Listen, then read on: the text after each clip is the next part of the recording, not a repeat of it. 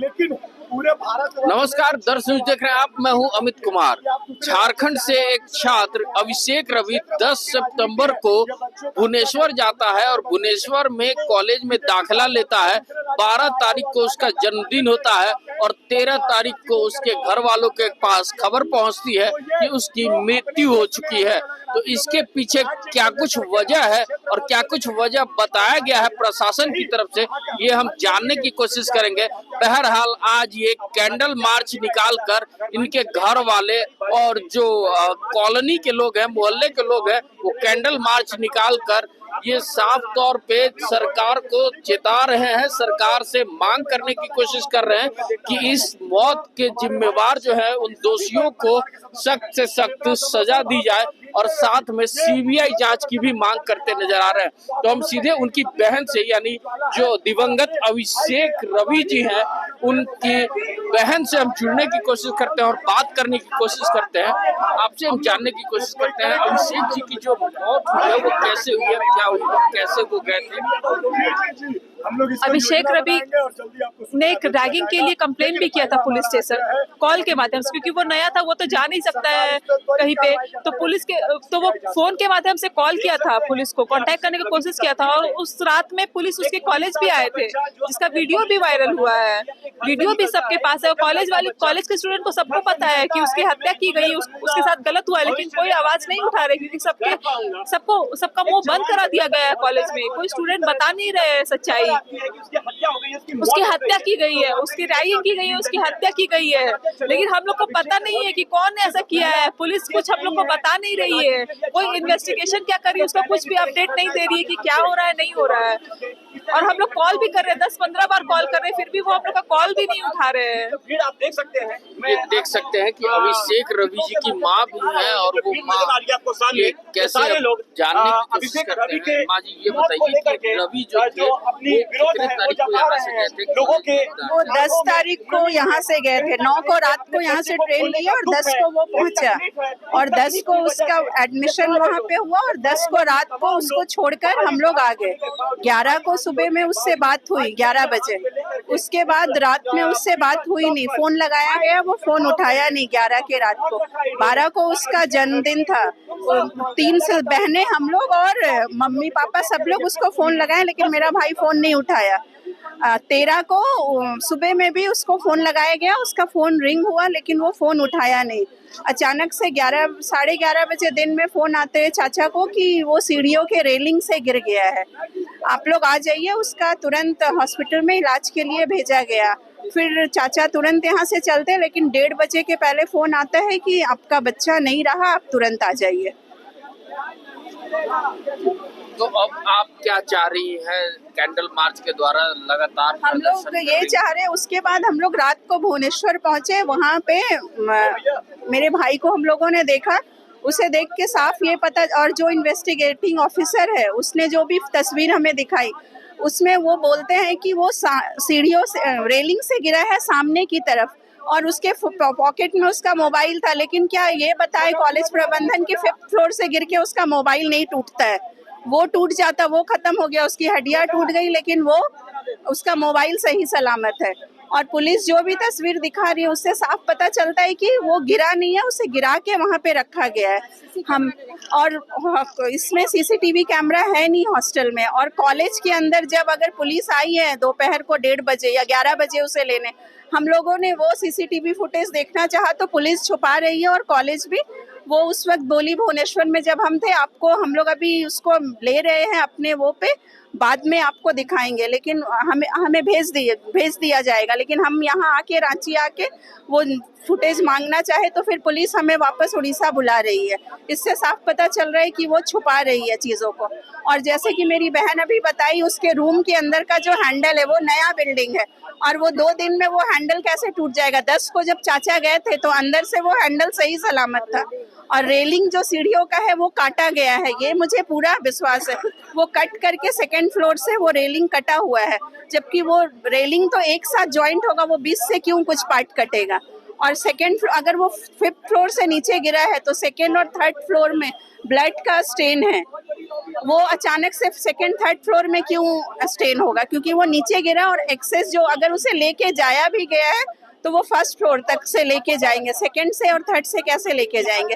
ये कॉलेज प्रबंधन हम लोगों से छुपा रही है। अब वो किसे बचाना चाह रही है इसमें, और वार्डन भी अभी तक नजर में कहीं नहीं है, जबकि ये सब सारी स्थितियों में वार्डन को रहना चाहिए। वार्डन कहीं भी नहीं है अभी तक। हमें ये नहीं पता है कि वार्डन कौन है, कहाँ है, क्या है, कुछ नहीं, ये पता नहीं। और कॉलेज इस बात को छुपा रही है और पुलिस भी कॉलेज के साथ है। तो ऐसे में अभिषेक रवि की मौत को लेकर विभिन्न संगठन के लोग भी आज सड़क पे उतरे हैं और लगातार विरोध प्रदर्शन करते नजर आ रहे हैं। हम जानने की कोशिश करते हैं, परिचय है हमारे साथ। अभिषेक रवि की जो मौत हुई है उसको लेकर रांची की सड़कों पे आप लोग उठे हैं, क्या कहना चाहिए? जी, आपको जैसा कि पता है अभिषेक रवि का मर्डर किया गया है, जैसे रैगिंग करके, और कॉलेज प्रबंधक ये दिखाना चाहते हैं कि बच्चे का ऐसे मतलब कि मामूली सा जैसा मौत होता है वैसा हुआ है। लेकिन आप एक बात बताइए कि एक दिन पहले बच्चा गया है, 11 तारीख को उसका मर्डर हुआ है और 12 तारीख को फोन जाने के बाद भी उसका जन्मदिन था 12 तारीख को। आप समझ सकते हैं कि घर वाले फोन कर रहे हैं, फोन आ रहा है लेकिन बच्चा रिसीव नहीं कर पा रहा है, क्योंकि 11 तारीख को उसने ऑनलाइन FIR भी किया है उन्होंने। और 11 तारीख को जो ऑनलाइन FIR हुआ है टीवी पे भी चला है, न्यूज आया है उड़ीसा में, तो वो चीज नहीं देख रहे लोग कि क्या चल रहा है यहाँ पे। बच्चे का 12 तारीख को बर्थडे जो था, घर वाले जो फोन करे, उसके बाद 13 तारीख को फोन आता है उधर से कि बच्चे का मौत हो चुका है। लेकिन इसमें कॉलेज प्रबंधक ये बताए हम लोगों को, कॉलेज के जो हॉस्पिटल में ही क्यों लेके जाया गया? अगर दूसरे हॉस्पिटल में भी तो ले जा सकते थे ना, जहाँ अच्छी ट्रीटमेंट दे सकते थे बच्चे को। इसलिए आज हम लोग यहाँ पे हैं, क्योंकि बच्चे को न्याय दिया जाए और CBI मांग की जांच के लिए हम लोग कर रहे हैं, उसके लिए इधर।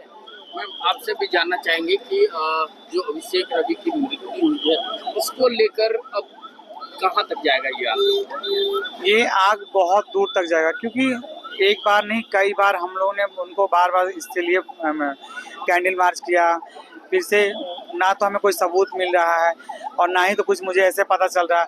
वो कह रहे हैं सुसाइड हुआ, सुसाइड केस तो नहीं है, इसे रैगिंग के द्वारा मारा गया है।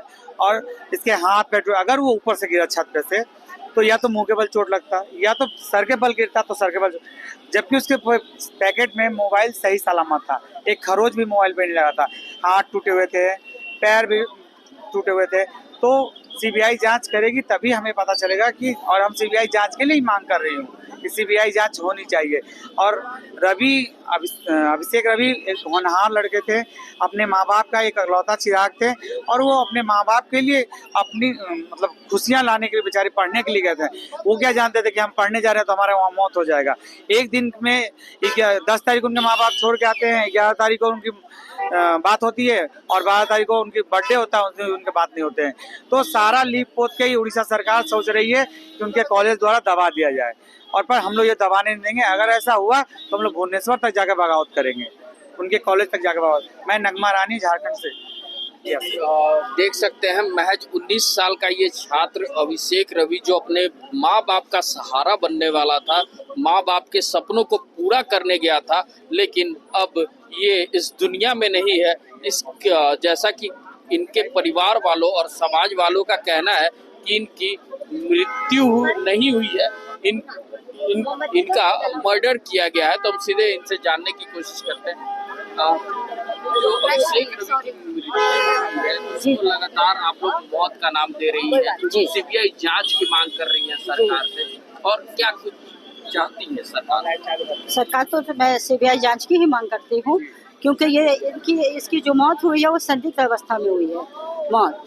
और तो अभी जितने भी बच्चों को गार्जियंस बाहर भेज रहे पढ़ने के लिए, हायर एजुकेशन के लिए, तो वहाँ के जितनी भी यूनिवर्सिटियाँ हैं या कॉलेजेस हैं वो तो शक के कैटेगरी में आके खड़े हो गए हैं ना, कि बच्चे इनसिक्योर वहाँ पे नहीं हैं, पूरी तरह से असुरक्षित है वहाँ बच्चे। तो मैं चाहूँगी कि ये जो मौत हुई है उसकी CBI जांच हो।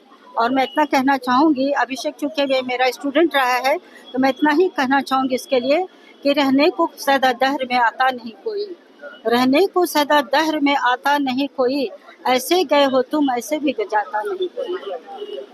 देख सकते हैं कहीं ना कहीं उड़ीसा सरकार, उड़ीसा प्रशासन पे भी सवाल उठता है। हम सीधे आपसे जानने की कोशिश करते हैं।